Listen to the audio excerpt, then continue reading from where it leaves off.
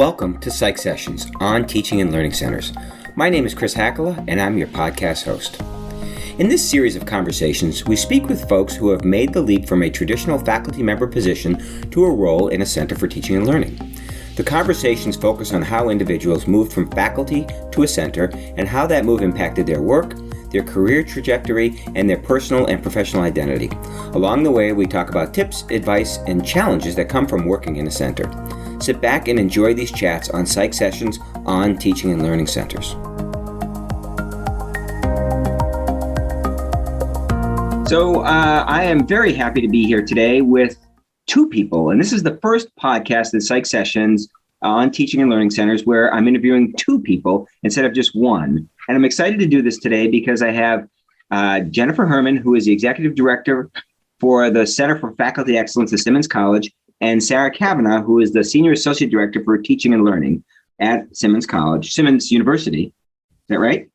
Simmons University. And we are going to have a conversation about some of the things that they do in their center, a little bit about where they come from, and some sort of general conversation that I really want to end the chat with about some of the concerns that people have with regard to remote learning. So we'll come back to that at the end because it's something that's been cropping up quite a bit in the last week or two on my campus and others, I've been told. So, but I wanted to thank you both for coming on today. And Jennifer, I'm going to start with you. If you can just sort of talk just briefly about how you ended up at Simmons and in your role. Sure. And thanks for having us on today, Chris. I appreciate it. So I've been in the field of faculty development since 2006. Mm-hmm. And before I was at Simmons, I was at Niagara University in the Buffalo, New York area and did similar work in that area and came to Simmons in 2013. So originally, our center was called the Center for Excellence in Teaching. Mm-hmm. And at that point, it was really just focused on traditional teaching and learning center types of activities. Mm-hmm. So we were doing things related to teaching and learning programming, to course design, strategies and pedagogy, and dabbling a bit in assessment and online learning as well. And over time, we started doing more and more programming, and our scope started to grow. And so then this past year in 2021, our mission expanded in a formal way, and our center name changed to the Center for Faculty Excellence. So now as part of our mission, we have the teaching and learning pieces that we had before, mm-hmm. but we also have scholarship and research, we have career development, we have instructional design, we have a lot of the different pieces that we've been dabbling in a bit in mm-hmm. a sort of an informal, not named way before. And now we're a little more comprehensive in what we have been charged with and what we are working on. So I think that's really interesting that what happens at a lot of centers is mission creep, where different things become yes. the responsibility of the center. And I applaud you and your center for recognizing that you're picking up all these additional responsibilities and you're rebranding yourself and reconceptualizing what the center can do. And I think that brings us to Sarah and your role at the center, because I think that you're a recent hire and you added a layer to the center that was handled by probably Jennifer, who handled everything else at the time. Right. So I am this, as you said, the Senior Associate Director for Teaching and Learning. So I'm heading up more of the earlier traditional teaching and learning programming, faculty reading groups and workshops and observations and things like that. But we also have some pretty fun and well led by Jennifer meetings with the whole crew, with the growing team, all the different wings of the center. And I would say that all of our different pieces really inform and influence each other. And I think that we really are developing faculty excellence, this kind of multimodal, more broad scope. And so that's really fun.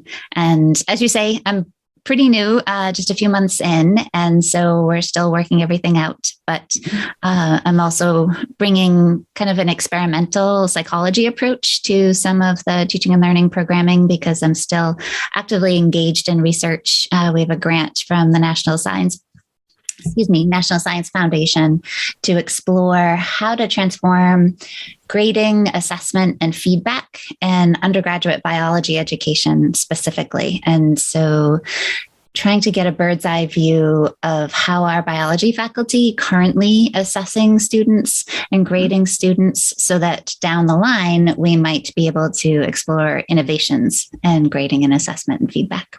So I think that that's really interesting. And that's a topic that we could spend a lot of time on, given some of the concerns that faculty on my institution had, in particular the faculty in STEM and biology, about the performance of students this semester and this past year in some of those large classes that tend to be very content driven and content heavy. So I think that's really interesting, but I also really like the idea that you're bringing to the center this experimental lens. So it is not as if it is simply just shared established knowledge, but it's shared established knowledge as well as shared developing knowledge that you invite people to work with you to develop the knowledge. I think that's a great way to keep a center dynamic and a great way to keep things moving forward versus becoming a place where everybody knows, okay, so they're going to have this event here and this event there, but it helps refresh interest in some of those issues. I think that's really interesting. So let me ask you folks, and either one can answer. And Sarah, I know that because you're fairly recent, I'd be really curious your thoughts, but can you talk a little bit about some of the things you've done with the faculty at Simmons that you think have been particularly successful, that have helped the faculty with their role in ways that have just benefited a student learning situation? Sure. Go ahead, Sarah. I guess I would start with the fact that we've had an unusual number of requests for observations and small group work with students. And so I think faculty right now are really eager to understand the student perspective on their teaching and their learning and work with us one-on-one and develop their teaching in a really important way. And I wonder if part of it is that we had so many tumultuous semesters, right? And it's not that this semester is untumultuous, but it's a little more of a regular semester. I think we're experiencing this spring. And so I'm hoping that that's an early sign that faculty are really interested in developing their teaching and returning to understanding what would help their students learn better in the classroom.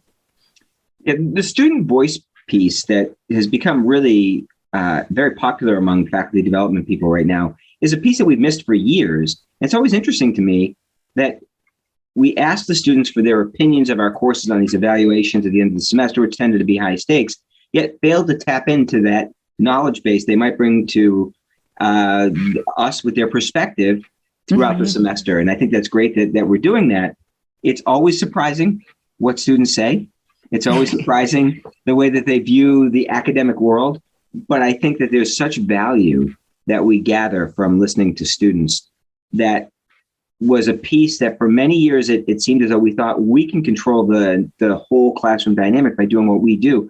But really, if the students aren't doing things in their own way and they're trying to help or trying to work, then we can be really good and not have any impact. So it's really important students are also equally engaged. So that's great. Jennifer, do you have anything that you think has worked particularly well? You've been there now for several years, and so I'm curious if there's any longstanding programs or anything that you think has been really effective. Yeah, Chris, I'm actually going to hit 9 years this year at Simmons. So we've done all sorts of things. But one of my favorite programs that I wanted to highlight here that Sarah hasn't gotten a chance to experience it yet, but I hope that it will be able to run, COVID willing this year, is our Summer Teaching Institute. Oh, yeah. And so I know that other institutions have something like this. So it's a 4-day in-person intensive boot camp-like program that's designed for people who are newer to teaching. And so a lot of our new faculty participate in it, and it just has a reputation for being both highly practical and a way to bring people together and develop community across disciplines in ways that don't happen in shorter programs. And what's a little bit different about ours is in partnership with Harvard Medical School's Office of Postdoctoral Fellows. Oh. And so half the participants are new Simmons faculty, and the other half are postdoctoral fellows in either biology or chemistry. And so the fellows, for the most part, have no teaching experience at all, but are looking to move into a teaching-centered institution for their next career step, and are usually in the place that maybe within the next year, they're going to be submitting an application. And so we weren't sure at first where the mixing of these two groups would go well. And it ended up being one of the most fulfilling and fruitful partnerships that we've ever had. So the fellows are almost entirely international students. So very few of them have any sort of experience in a U.S. higher education context. So they bring that lens of going through higher education in all different parts of the world and bring that to the conversation. And they are also really deep into their area of research. They have a great deal of expertise, and a lot of them are working in labs. But then stepping back and having to teach something as a novice is a completely new experience. And I think that's something that both our faculty and the postdocs struggle with together is how do you step away from the expert blind spot? How do you go back to when you were a first semester undergrad in your discipline and trying to understand the most fundamental concepts? So that's one of the programs that I absolutely love. And I do hope that we're able to revive this post-pandemic, because we didn't try to translate it online. It's interesting, that last piece you just said is something that continuously comes back to me when I talk to students about what's happening in their class. And that is that for many of them, they feel like the faculty can't rewind and think about what it's like to be a novice in that classroom. And really, with that knowledge, be able to teach to someone who just doesn't have the background. And I think that is a reminder for postdocs and for people who are right out of their PhD, because you come out with this very narrow perspective. But I think for long-term faculty as well, it's a really good reminder that this material, which seems so straightforward to you, was not so straightforward to other students.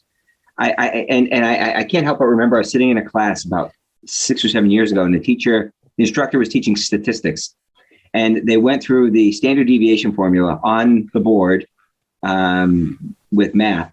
And when the students didn't get it, threw the chalk in the air and just said, "I can't believe this doesn't make sense to you."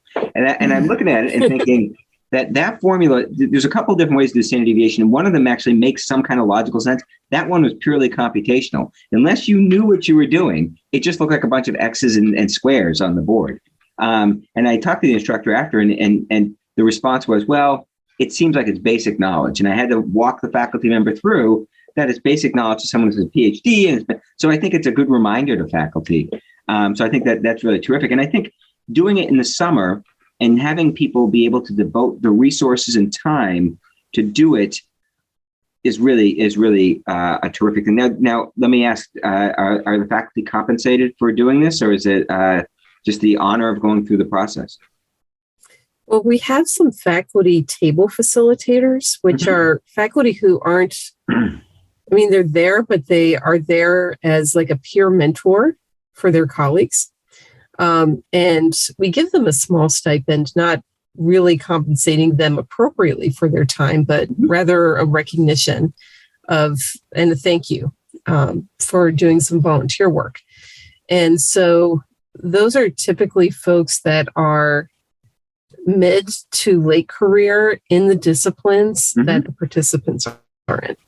And so it's really interesting because we've had some people that started off in that teaching institute that are now coming back as table facilitators and doing demonstrations of great teaching in the discipline, and, reminiscing of, oh, I remember when I was a first semester, fresh out of grad school faculty member and going through this. And now here I am, and I'm one of the facilitators. And it's a wonderful circle and a really nice moment of pride. So, but unfortunately, the participants, we don't have stipends for them, but it's, also a voluntary thing. And for many folks, it's their first entree into the university. So it's before their orientation. It's before any of those pieces. They've basically submitted their HR paperwork and they've met their department chair, and then they come to this. So it's the first steps. Well, and I ask not because I think anything about whether or not your competence is it's a priority or not, but I think it speaks to the quality of the work that you've done, that you have people attending this event without the compensation, with people recognizing the true value they get out of it is the ability to organize and design their classes. And I think that's one of the things that really marks a center's success, when they can really have people recognize the value of the work that is done in ways that benefit them in not so tangible ways, but does impact student learning. So I think that's just terrific. And I'm really happy that you folks are going to try to continue that this year. It's the same kind of thing that a lot of places where people are looking forward, hopefully, with the idea that we can go back to some of the summer events that we used to run before. So I think that's great. Let me shift gears a little bit and ask either of you if you've ever been involved in a faculty development initiative that you think didn't quite go as well as you would have liked, and sort of revisit why. And I offer this caveat that I believe all of us have tried something that didn't work as well as we would have liked. And typically it's not because we are unprepared to do our jobs, but rather context and time. And sometimes it's not the right fit for what our faculty need. And I'm just sort of curious if you have any thoughts on that. Oh, I'd be happy to kick this one off. So when I first started at Simmons, we tried doing something called Enhancing Teaching with Technology Day.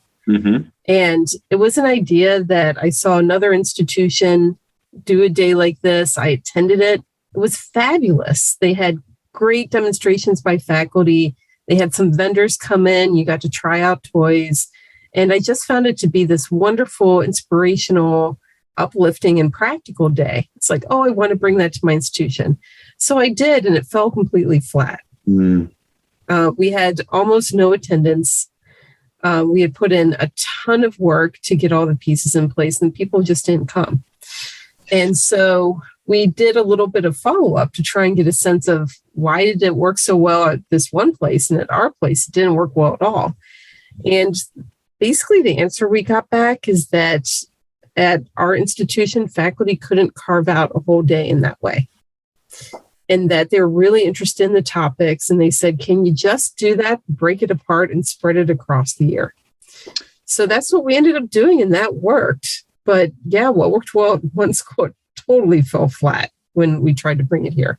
And that's great information. Once you learn how your faculty work and some of that makes a lot of sense. It's like when I first got here, I was scheduling these meetings and they were crossing over classroom times, not because I was doing it on purpose, but I didn't have the full understanding of the classroom times.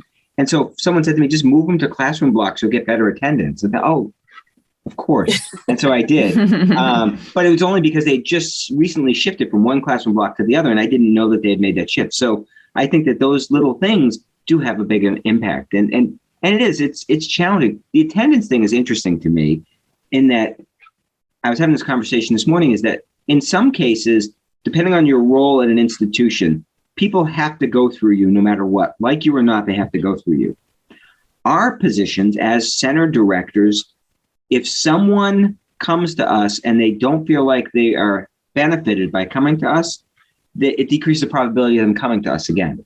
So, because we're voluntary. And so it changes some of the dynamics of things, and we have to be aware of that. And I think in many cases, it speaks to what you just said is, okay, the first one didn't work so well. I find out why, I make the adjustment, and then try it again. I think that's the kind of thing that we have to continue to do. Yeah. Sarah, do you have any thoughts? Oh, sorry, Jennifer.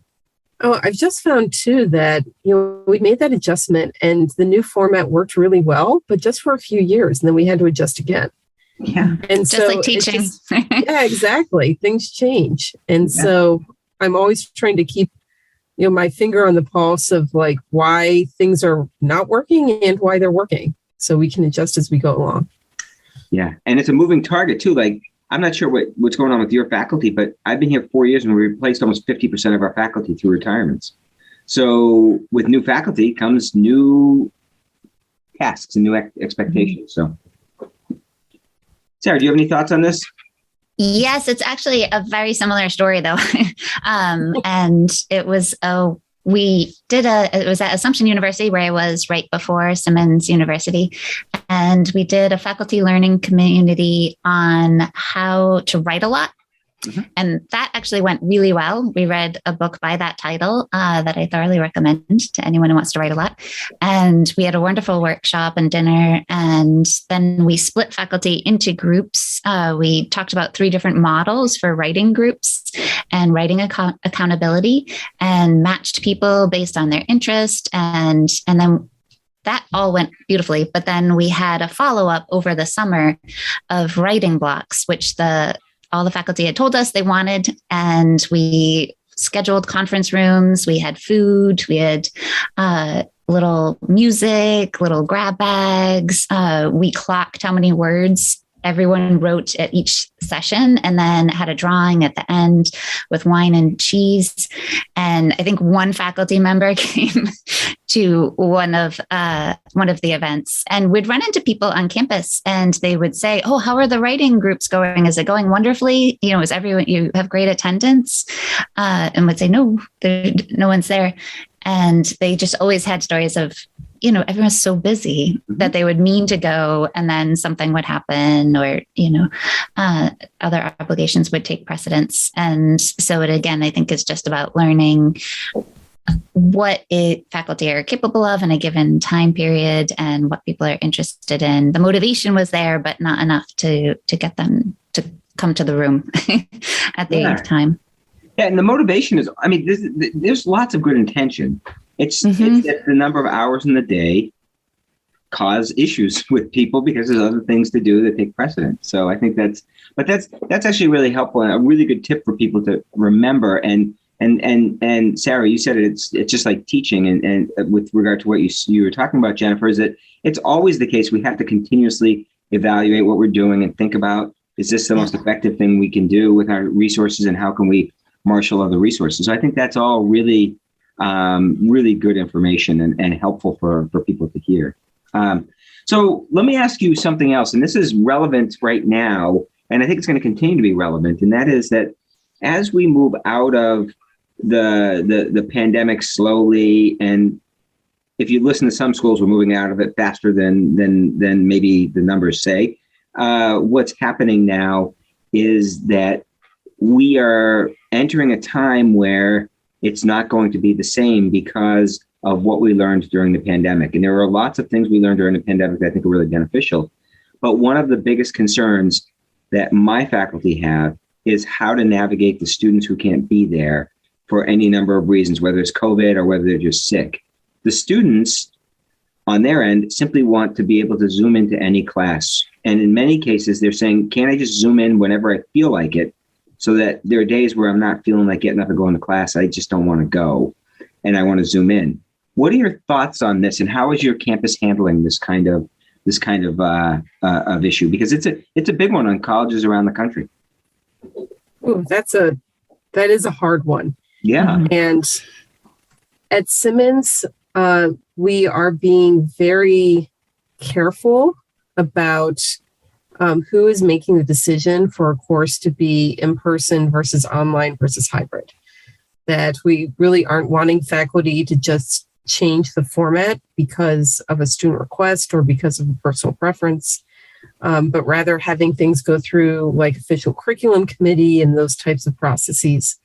And I think one of the things that some faculty aren't aware of is that changing the modality midstream can have some negative consequences for different types of students. And so one of those consequences that I'm personally aware of, just through some conversations with colleagues, is that international students have visas that have restrictions on some online courses. And so if you're changing the modality, you could impact, potentially a student's ability to be in the US. And, I'm not a person in that world, so I don't know the details, but I'm aware that that's raised a lot of red flags for people on our campus. So they're very careful about, please don't randomly change the modality of your class without talking to your chair and getting the necessary approvals. That's really interesting. The visa issue, it's not one I considered, but it is a legitimate concern. And I think that it's surprising that as we move through this, that faculty who have had to make their course remote during pandemic haven't recognized it has an impact on a lot of different variables, and you need to be aware of that. And to switch midstream is really difficult, I think, for students and for faculty. So I think that's really interesting. Sarah, do you have any thoughts on this? Yeah, I think that right now, everybody's doing something differently. And so I talked to different friends on different campuses who are teaching on a variety of campuses, and different administrations are making different choices. And so some universities, the administration is saying students get no Zoom links ever, especially now with the shortened COVID, the quarantine window, that, forever people have gotten sick and missed a couple classes, and we've dealt with it, and that no students get Zoom links. I've heard of universities just wide Zoom links to students who want them, and then everything in between. And so I think that's probably not going to continue. I think students are going to demand certain flexibilities, and that is going to influence which universities they go to. And I think things are going to continue to shift over the next few years, but then we'll see them settle. And I don't really have a prediction for how they'll settle, but I feel like it's a little bit like the remote work and working from home that so many people, now that they got a taste of it, they, myself included, want that to continue. And students, now that they've had a taste of the fact that, if they get stuck at home, because of a missed flight, or if they're just, feeling sick or having car trouble, that they can still go to class. I think that they've gotten used to that and want it to continue. And yeah, I think it would be very interesting to see, but I don't have a strong prediction for how it will fall out. Yeah, I agree. And they certainly have gotten a taste of it, and they do want that. And I do think that there are conditions under which it makes some sense. I also want to see some data about what it looks like for faculty trying to teach in a dual role, because I think that that's one of the things that I struggle with. And so one of the recommendations I've been making this my faculty is, if a student wants it, you can have one of their friends Zoom them in so they can hear the class, but that way I'm not in charge of the Zoom at the front of the room, because I kind of forget that they're there, and that's challenging. But I think it is going to be, this has opened up a discussion that is going to continue. And I really appreciate your perspectives, because I think that even though there's always this concern about time-stamping podcasts, I think that this is not an issue that's going to be so time-stamped that it's not going to continue to be. I think this is going to be a continued issue with the flexibility that faculty and students are going to want with regard to how they receive their education. So I think that that's really helpful. Yes, Sarah. Sorry. I absolutely agree that I want to see data on impact on faculty, but I also want to see data on impact on student learning, because I think that online education can be done remarkably well and be 100% as effective, and in some cases better than face-to-face. And I'm a little skeptical of hybrid or high flex, and that can be done as well. But I know that there's great models out there. But this whole issue of students zooming into what's primarily designed to be a face-to-face class, that whether their learning is really equivalent to the other students who are in the classroom, I don't know. Yeah, those are the data I really want to see too, because I think that and I had this conversation with someone the other day. If you design your class in a high flex fashion, that's different than a student randomly becoming high flex for the day. That is different. And I think it changes the dynamics. Jennifer. So I think it might be really interesting for a future episode to gather a panel of folks that can weigh in on this question. Yeah, I think so too. Because I know that there are lots of folks have some very strong opinions on this, and that there are considerations, as I'd mentioned, from the international student side. There's concerns on the technology side for high flex and what that means for equipment. And I just feel like every stakeholder I've spoken with on a campus is weighing in different ways on this question. So it could be a really interesting discussion, because I know lots of colleges and universities are trying to figure out policy. and how to navigate all of this. Because everyone's asking the same kinds of questions. Mm-hmm. Yeah. Sounds like a pod panel. I know. It does. It does. And I think that as we continue to move forward with this and we look at all the stakeholders and how they navigate this, I think the big question comes down to the one that Sarah mentioned, and that is, and it's going to be always the question that I'm looking at is how does it affect student learning? And I know that there's a convenience factor and there's a lot of other factors, but how does it affect student learning? And I really believe that this notion that, and students make this mistake and faculty make this mistake where they call it online learning. It's not online learning. True online learning, asynchronous online learning is a different thing. Mm-hmm. And so we really need to make sure we use the proper language to distinguish and some data need to be collected. So I think you're right, Jennifer. A panel of people talking about it, as well as something at Pod, would be really, really interesting. They're very, very strong opinions about this. It'll be a fiery panel. And the students too. I had a conversation with our student leaders, and they are very passionate about this. So it's a really interesting process. So, well, listen, folks, thank you so much for joining me and talking about this. It was a really fun conversation, and I really enjoyed having both of you here. And I actually really like, and I just want to make sure I say this because this is really important. I like that there are two of you here to give your perspectives from sort of different views. Jennifer, you've been there longer. You have the view of the entire piece. Sarah, you've been there a little bit less time. You're really focused on teaching and learning. I think both perspectives are really valuable. And it shows how, even in a school that's not a huge mega university, still really can benefit faculty, sort of faculty development and student learning by having multiple layers of people working to help inform the teaching and learning process. So thanks for coming today. I really appreciate it. Well, thanks, Chris. Thanks for having us. Thanks.